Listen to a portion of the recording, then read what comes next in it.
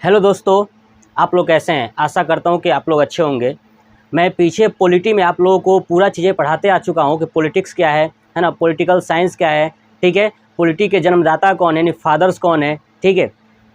उसके बाद संविधान सभा की मांग किसने किसने किया था, ठीक है। संविधान सभा के लिए क्रिप्स प्रस्ताव क्या है, ठीक है। क्रिप्स प्रस्ताव के बाद जो है कि अब मैं बताने वाला हूँ कैबिनेट मिशन, ठीक है। तो देखिए, भारत के अंदर कैबिनेट मिशन आता है 1946 ईस्वी में। 1946 से थोड़ी सी पहले चलते हैं। पहले की घटना ये है कि होता क्या है कि ब्रिटेन के अंदर चुनाव होता है। 1945 में ब्रिटेन के अंदर चुनाव होता है।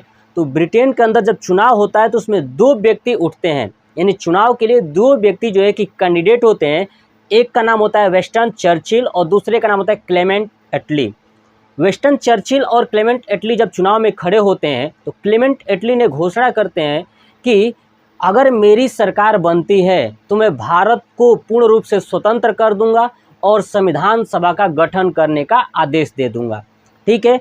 तो जो वहाँ ब्रिटेन के लोग थे उन्होंने सोचा, उन्होंने देखा, वो ऑलरेडी चाहते थे कि भारत को आज़ाद कर दिया जाए।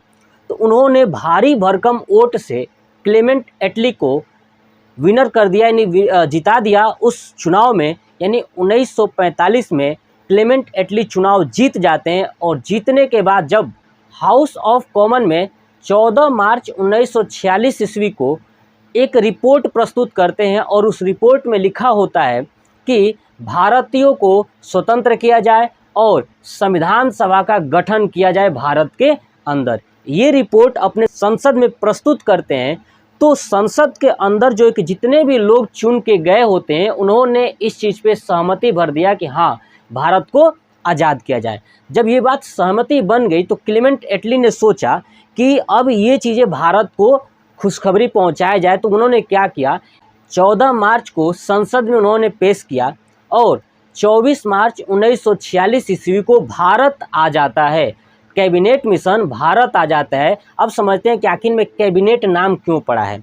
कैबिनेट नाम इसलिए पड़ा है कि क्लेमेंट एटली जब 24 मार्च 1946 को भारत भेजते हैं उस प्रस्ताव को, तो अपने 3 कैबिनेट मंत्रियों के साथ भेजते हैं। 3 कैबिनेट मंत्री साथ में आते हैं उस चीज़ को लेकर के भारतवासियों को बताने के लिए। तो जब ये भारत आते हैं 24 मार्च 1946 को, तो इन्होंने देखा हिंदू और मुस्लिम दोनों एक दूसरे में लड़ाई हो रही थी। मतलब इस बात के लिए कि मुस्लिम चाहते थे कि हमारा एक अलग देश बने, हमारा एक अलग सब कुछ बने। कांग्रेस चाहता था कि पहले हमें आज़ादी मिल जाए उसके बाद हम डिसाइड करेंगे, ठीक है। जब वो लोग आए तो कैबिनेट मंत्री कौन कौन से थे, तो कैबिनेट मंत्री 3 थे, पैथिक लॉरेंस, एवी अलेक्जेंडर और स्टेफोर्ड क्रिप्स। पैथिक लॉरेंस जो है कि अध्यक्ष होते हैं उस पूरे मिशन का और वो एक और भारत के सचिव भी होते हैं। और एवी अलेक्जेंडर जो है कि नेवी मंत्री होते हैं, ठीक है। और स्टेफोर्ड क्रिप्स ये व्यापार मंत्री होते हैं। और ये तीनों लोग भारत आते हैं 24 मार्च 1946 को। 24 मार्च 1946 को जब भारत आते हैं तो भारत में ये लोग देखते हैं कि ये तो हिंदू मुस्लिम की जो है कि अपने आप में ही चल रहा है, तू मैं कि मुझे अलग देश चाहिए, ठीक है। तो ये लोग क्या करते हैं कि कैसे भी करके अबुल कलाम आज़ाद जो कि कांग्रेस के अध्यक्ष होते हैं और मोहम्मद अली जिन्ना जो मुस्लिम लीग का अध्यक्ष होता है, इन दोनों को मिला करके, ठीक है, इनसे बात करते हैं और बैठक करते हैं। ये दोनों मिल करके बैठक करते हैं और ये बैठक में क्या होता है कि रिपोर्ट प्रस्तुत करते हैं 16 मई को। कब प्रस्तुत करते हैं? 16 मई 1946 को ये रिपोर्ट प्रस्तुत करते हैं। और रिपोर्ट में कहा जाता है कि ब्रिटिश और देसी रियासतों को मिला करके चुनाव कराया जाए, उसमें सदस्य को सेलेक्ट किया जाए एक संघ के रूप में।